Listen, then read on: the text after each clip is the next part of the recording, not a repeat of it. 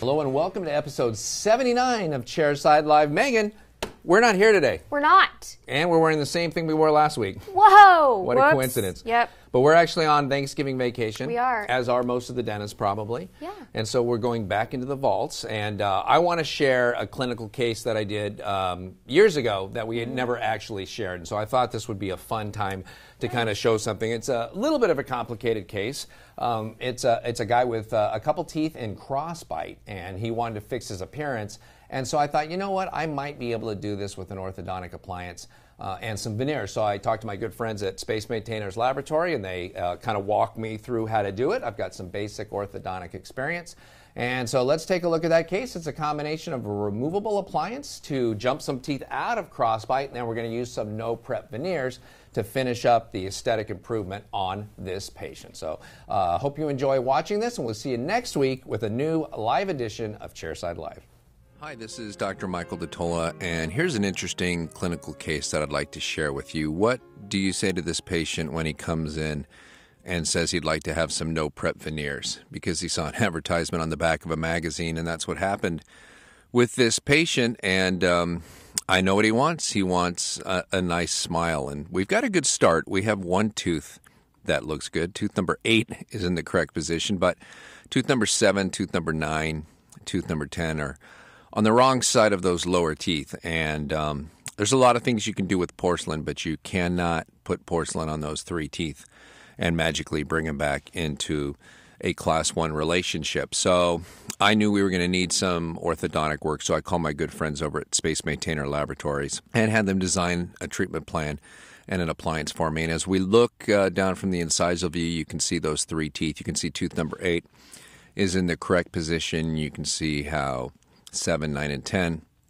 are in lingual version, and we're going to have to move those teeth out and jump the bite, as they say, move those teeth out into a class 1 relationship. And you can see that one lateral incisor, tooth number 7, is really tucked in there behind tooth number 8. Of course, there's a tooth there that needs an extraction, needs a little hygiene at the same time. And Space Maintainers, part of their service is to help treatment plan these cases with you if you're not completely familiar with a minor orthodontic case like this one. So I got on the phone with them and we were able to plan it together. And here's the appliance that they sent me, and a relatively simple, straightforward appliance. There's a couple recurve springs that you can see here to do some fine tuning of those teeth to kind of push them back and forth. It's not as easy to move teeth with these springs as it is with brackets and an arch wire. You can see the screw that's in place here, the micro screw that will get turned and will advance that entire segment of acrylic behind those 3 teeth. As you look over on the side, we can see an Adams clasp on the molar, and you can see where the labial bow is attached. And then over on the other side, we've got another Adams clasp for the molar, and you can see we've got a little arm that's been soldered on there. We're going to use that to help retract a couple teeth to make room for that lateral incisor. And as we look at the occlusal surface of the appliance, you can see that we've got acrylic coverage over the posterior teeth, and we're going to need to have that coverage to jump the bite.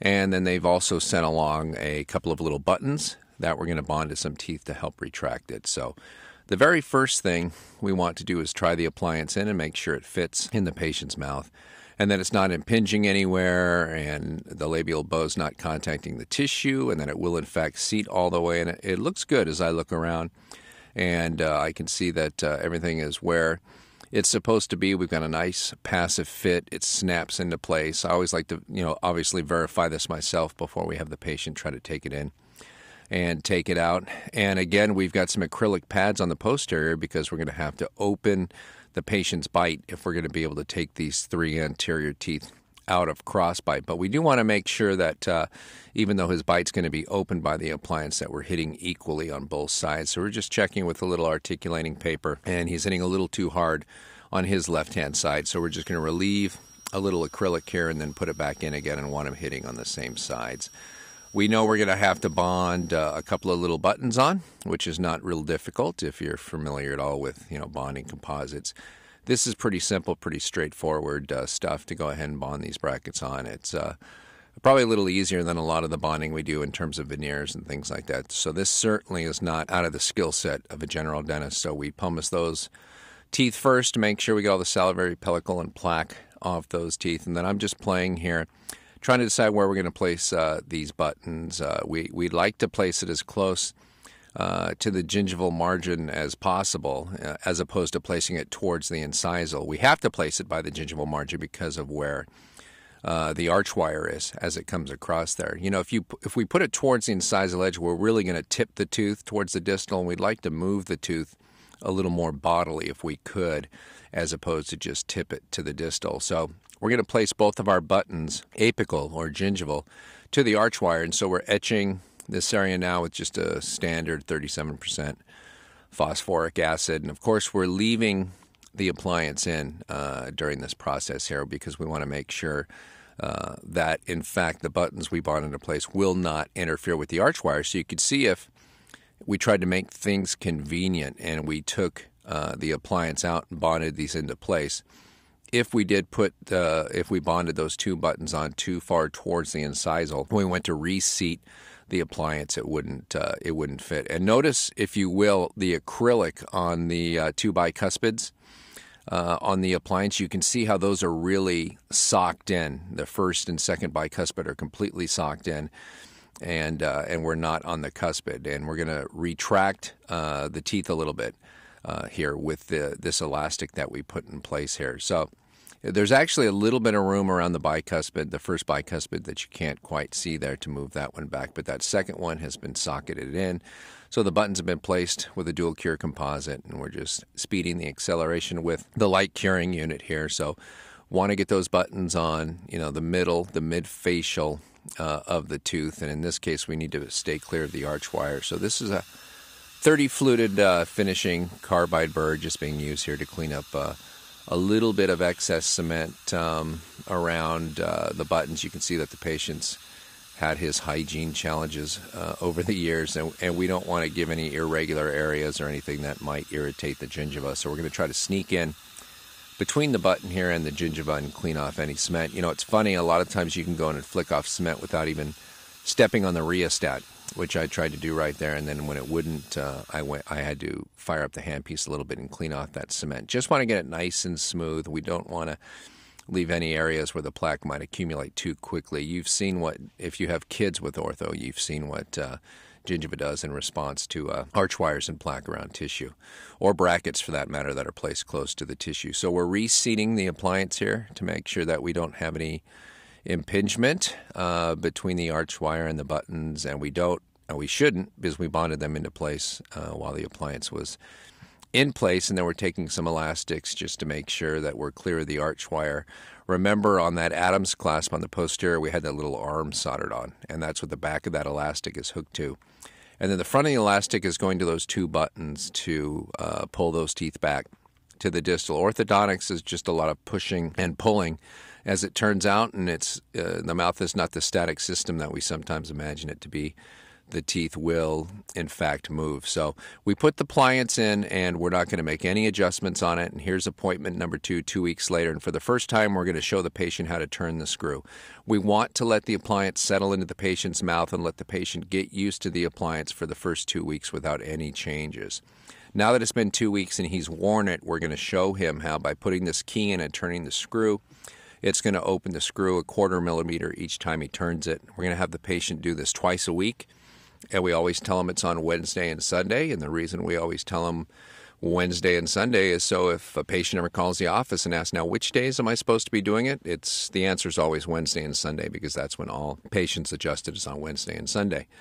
We're also going to have them start wearing the elastic. You can see I'm taking an elastic and stretching it from the arm on the Adams clasp forward to the labial bow and putting that on. This is just to make it a little bit easier to attach this to the button. You know, the patient's the one who's going to have to place these elastics because they need to remove them to take the appliance in and out. He's going to wear it most of the day. He's going to wear it about 22 hours a day and take it out just to brush.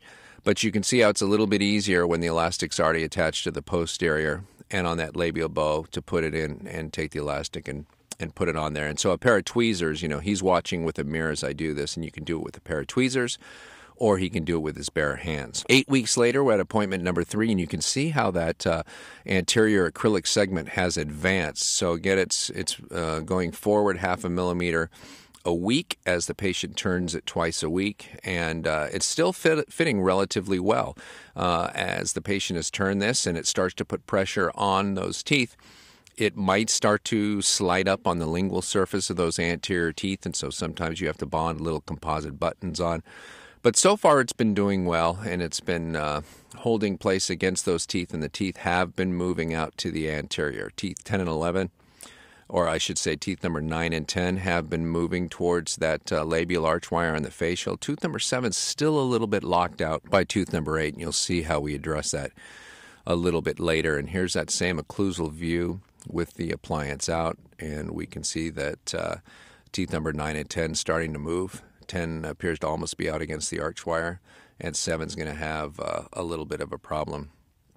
So the patient comes back. It's been 3 months now. This is appointment number 4, 3 months since we started, and trying the appliance in again, and see a little interference here from the labial arch wire, and we're having a little problem getting it over those teeth, and so we're actually going to cut it off at this point. It's not doing us a lot of good, and using those elastics, we've been able now to pull that bicuspid back, and so I'm hollowing out the inside of the acrylic, and I'm going to place some cold cure acrylic and let it set here, because we want to add that bicuspid to our anchorage unit at this point. And you can see we've got some cold cure acrylic now right there where the first bicuspid is. So we're going to lock that in place. So we pulled the first bicuspid back distally, and now we're going to lock it in place, and we're going to pull the cuspid back. And the reason we're pulling tooth number 6 back to the distal is just to make more room for tooth number 7. You can see how it's kind of locked out there. So look at the space now between tooth number 5 and tooth number 6, and now we're creating some space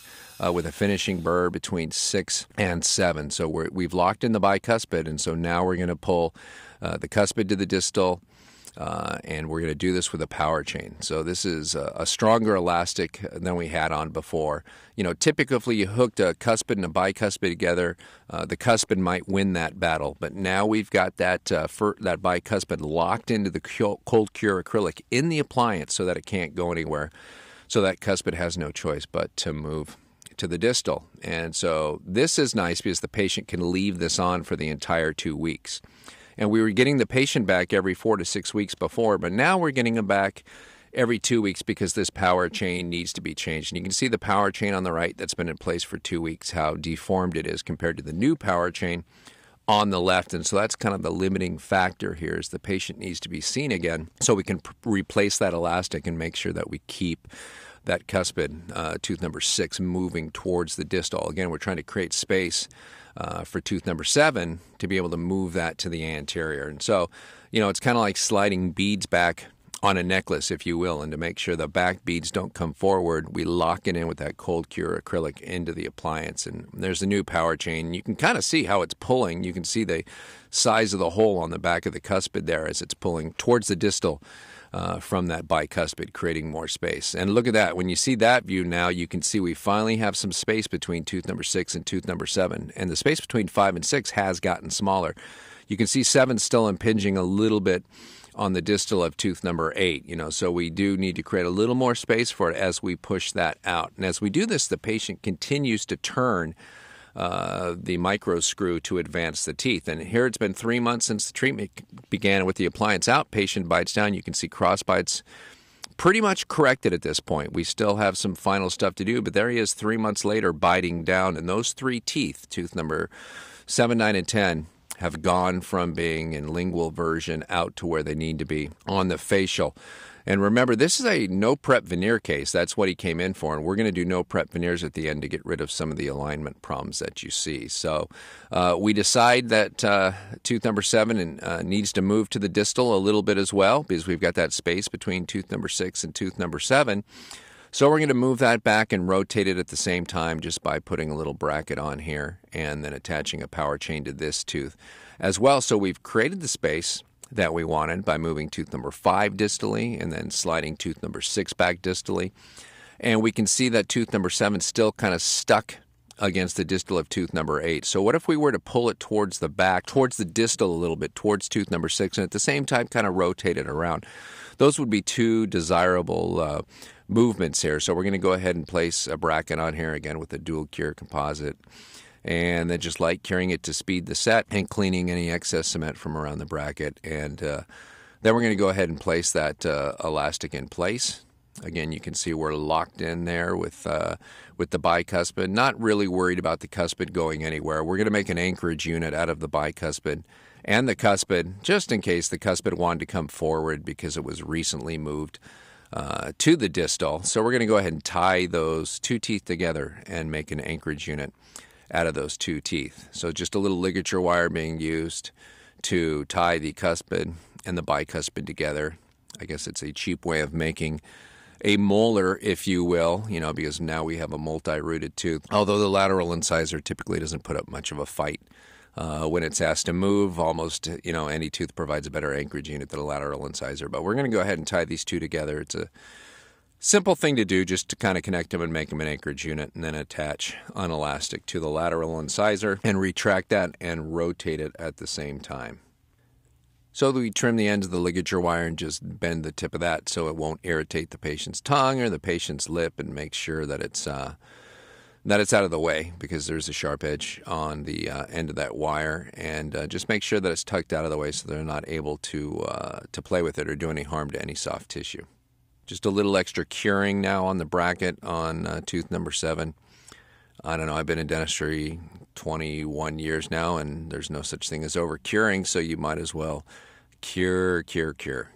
Under curing is a problem. Over curing, there's no such thing. So that's kind of a holdout from the old days, and I probably overdo it a little bit, but since there's no penalty for over curing, why not? And here's the power chain being placed onto these teeth, and we're just going to stretch it from the two buttons that we have here already, and then connect it to the mesial half of that bracket to get a little rotation there. We want to rotate this tooth in a counterclockwise direction and pull it to the distal at the same time. We've got space between tooth number 6 and tooth number 7 that we want to close, and we'd also like to rotate that tooth a little bit. We want to clear the mesial of tooth number 7 from the distal of number 8, because now it looks like there's enough room. The tooth's just in the wrong position, and as we push from the lingual with the acrylic, we're pushing tooth number 7 into the distal of tooth number 8. And tooth number 8 was in the correct position. That was the one tooth that from the beginning of this case was right where we wanted it to be. In fact, we could, if there was acrylic around the incisal edge of tooth number 6, we could reline it in this point and kind of lock it in. But the acrylic stopped short of tooth number 6 because we were moving it to the distal. So again, we're just placing the appliance in place with the new power chain, making sure the patient can bite together. We can almost get rid of the acrylic pads if we want to at this point as well. Once the cross bite has been corrected, it will not relapse. Teeth will not jump, up and over again to go back into lingual version. But to be able to maintain the acrylic on the lingual where we're doing the last bit of pushing with the screw turning, we're going to leave the pads on for now. So it's been 3 more weeks. It's been 3 weeks since we put that initial power chain onto the lateral incisor, and look at that. I mean, you can see already that we can see the full mesial surface of that tooth against the distal of tooth number 8. I mean, that tooth just kind of flew right out where it's supposed to be, and that's pretty nice to see. That happened pretty quickly, again, with the lateral incisor. You can see just with that, look at with that ligature there as we take the old power chain, you can see the irritation of the gingiva. I mean, you can see where, because of that wire that's hooking those two, the ligature wire that we put hooking the bicuspid and the cuspid together, you can see how the irritation of the gingiva has taken place because the toothbrush hasn't been able to hit it. And that's one of the things that you need to keep in mind when you're working around the gingiva with fixed appliances like this, is that the gingiva kind of always suffers. You see it happen in teenagers. Now in people who are really good about angling the toothbrush underneath it, yes, it can be avoided. But in the average patient, it's probably not going to happen. So we've got a new power chain on just to get the last bit of movement out of this lateral incisor. And boy, look at that from the incisal view. Look at how that really has rounded out well. And you can see tooth number 7 now is where it's supposed to be. Just about perfect in relation to tooth number 8. Tooth number 9, you can see, is almost out as far as it needs to be. Again, we don't have the labial arch wire on, but the lip, is providing resistance to the teeth moving too far out to the labial. So we know that the lip is going to hold it in place. And appointment number 8, 5 months since treatment began.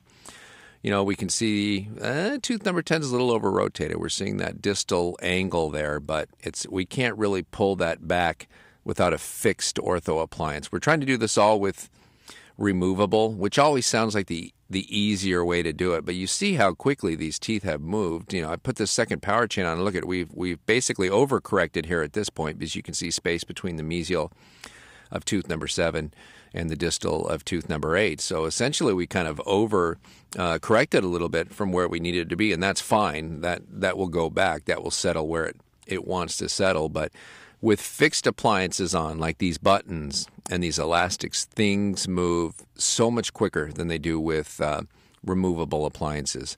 Whether it's a clear removable appliance or, whether it's a removable appliance like the one we fabricated here that's got a screw in place and a couple clasps. Anytime you bond something to a tooth and then attach a mechanical force to it, it's a much easier way to move teeth.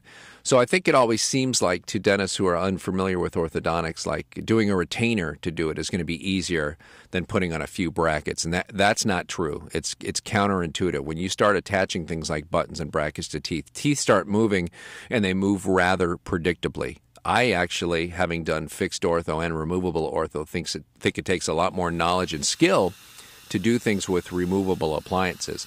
Now, in this case, one of the neat things about this case is because we're doing no prep veneers at the end, because the patient didn't really like his teeth, he didn't like that they were in crossbite, and he didn't like kind of how they looked anyway. We're going to be able to put no prep veneers on after these teeth settle in. And so a lot of the orthodontic finishing that we would be forced to do in a traditional orthodontic case, we're not going to have to do here. You get to cover up a lot of things with the no prep veneer. So you can see the before in the upper left-hand corner, and there's the after. Here's where we started. Here's where we are with the crossbite corrected.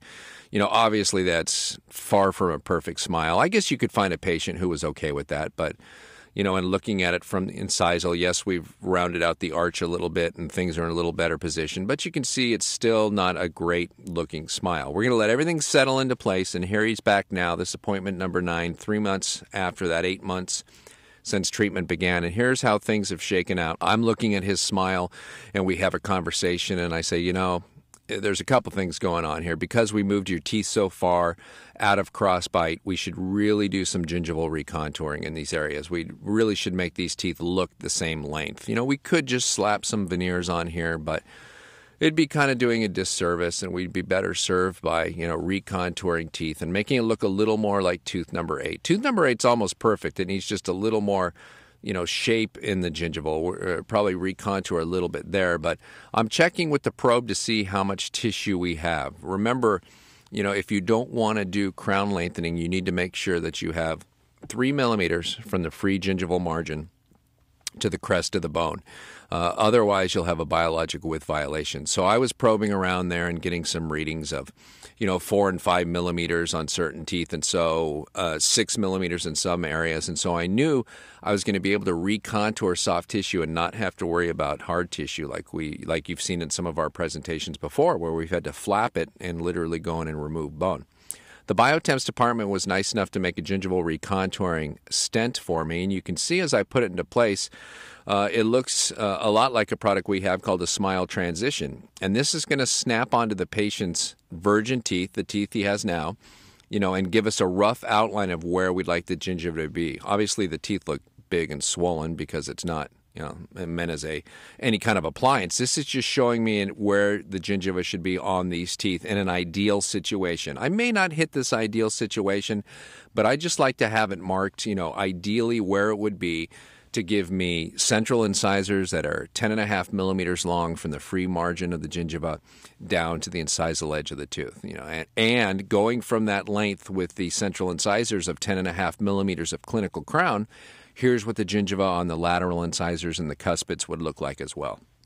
So he's got some extra tissue here from having teeth moved around.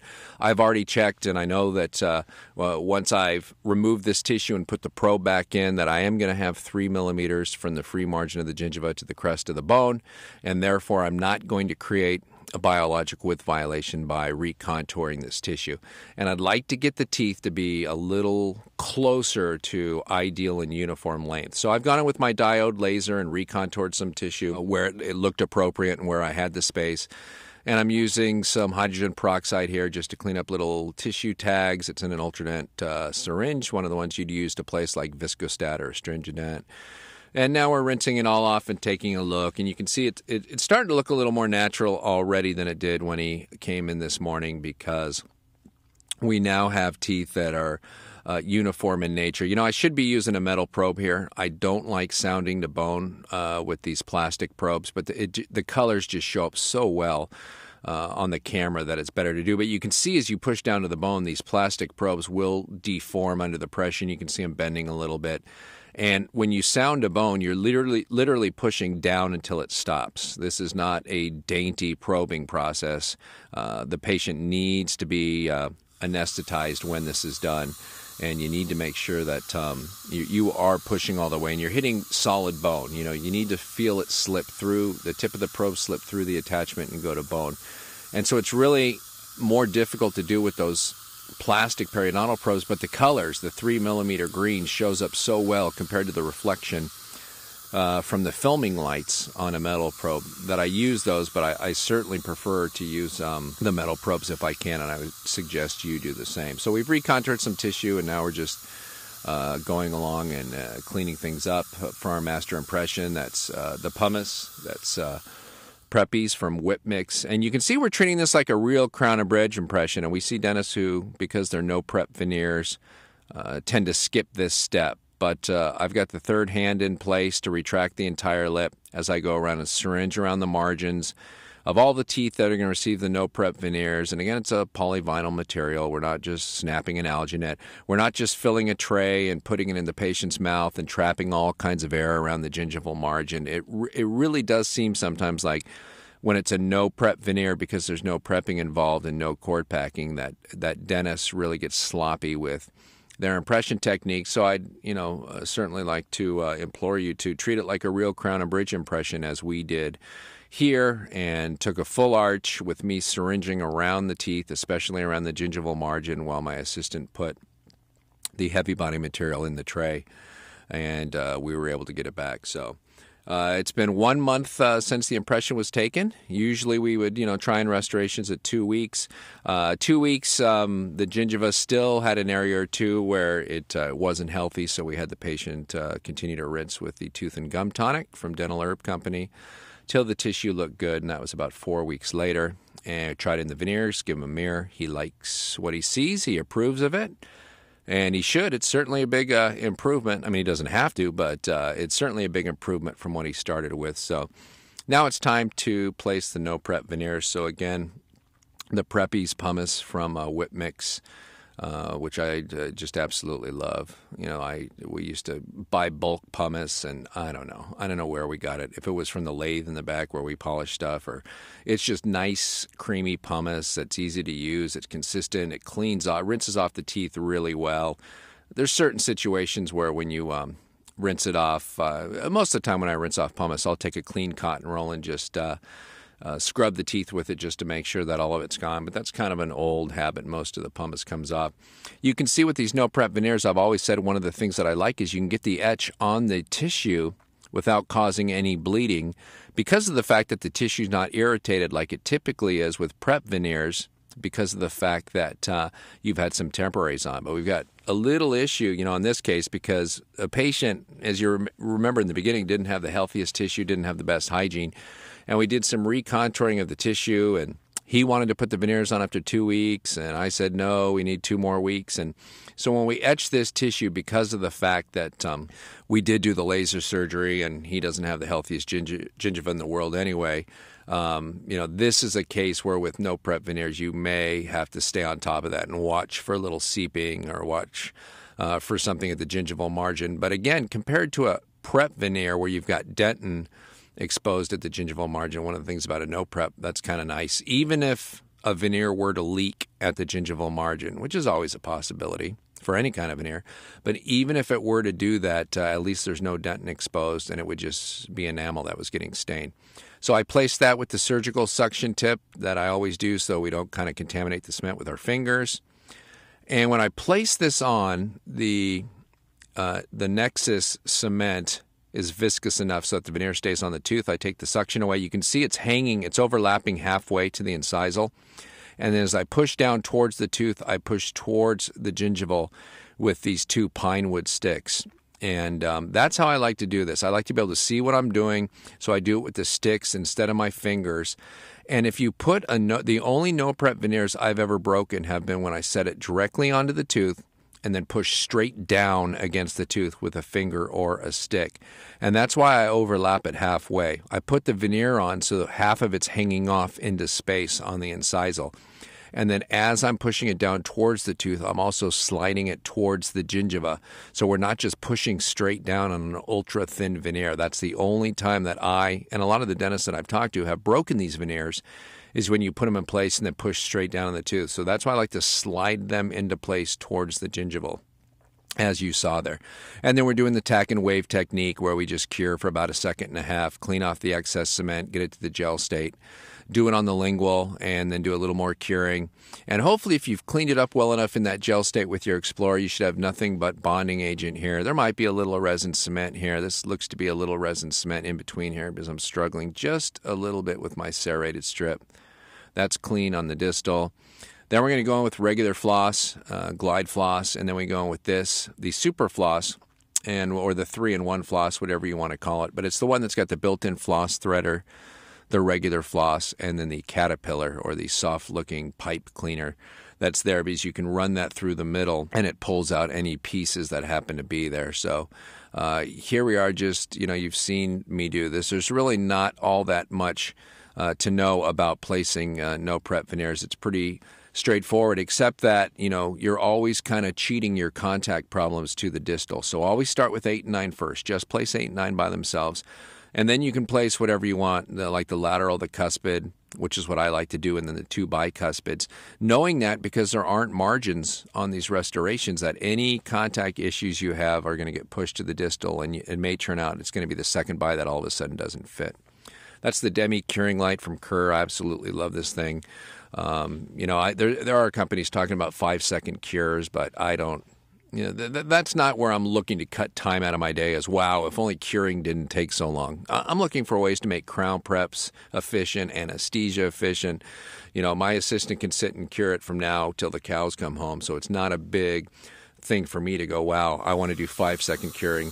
And that's it. I want a curing light from a reputable company that I know is going to work well. I want it to be portable so it can be moved from room to room, and I want it to be lightweight, and the Demi meets all those criteria. With the no prep veneers, pretty easy. You check the bite ahead of time, and you'll see natural contact on all the teeth. And a lot of times it's not the no prep veneer that's in occlusion. Sometimes on the bicuspids it is, but usually it's excess cement. I use the Nexus 3 translucent, clear veneer cement, and it's easy to leave a little of it on the lingual of a tooth and not see it right away. So that's one of the reasons I go in and polish things dry on the lingual to make sure there's no excess cement there. And now that all the cement is clean off the front of the veneers, we're going with our final polish with our porcelain polishing paste and our wheels from VH Technologies, which gives a nice high gloss finish to this porcelain, and nice wet looks. Make sure there's nothing left on the front, no bonding agent, or we've already made sure there's no cement there. So you can see here's the patient retracted right after the no prep veneers have been put on, and he did want whiter teeth, and he's got whiter teeth. Obviously, no prep veneers never look quite as flat in their facial profile as prep veneers do, but it's a certainly conservative way to do it. And when you look at his before and where he ended up now, it's obviously a big difference between having 3 anterior teeth in crossbite with 1 lone tooth out there in the front to having a whole line of teeth that are lined up. And you can see just, in that before there, that lower tooth, the way it stuck up because it was in crossbite, looked like a fang. And of course, that tooth has now disappeared behind the posterior one, as have those teeth. So his bulldog look is gone. Really no way to fix this besides orthodontics. It would have been just as appropriate to have him go through full orthodontics as well. Boy, look at how that arch shape really rounded out from the before to the after. That's amazing. Part of that's an illusion from the no-prep veneers, but even on the linguals of those teeth, it really did line up well, and we did him a great service. This is a case where I'm okay with that black triangle that you see there between tooth number 7 and tooth number 8. Considering all the movement that we did and considering where the tissue level had to adapt to once the tooth was moved, 7 millimeters out to the facial or something like that. So considering where he started and what he had and where we ended up and the relatively conservative nature of what we did, a pretty great result. He was extremely happy, and really the only thing that we did that wasn't that was a little bit intrusive was that gingival recontouring. So we got a happy patient, a happy doctor, and I was very happy to have the experience of space maintainers to help walk me through this case.